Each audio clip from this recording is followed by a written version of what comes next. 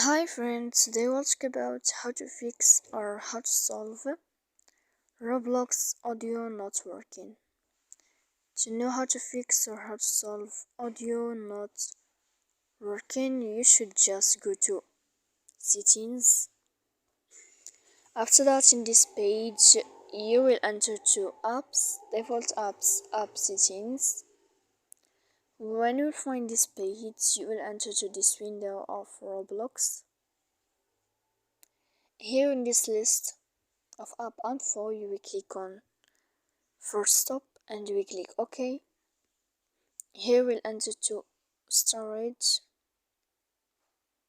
then we click clear cache, and in the end you can turn off your phone. So please don't forget to support us by like and subscribe. See you next time in another video.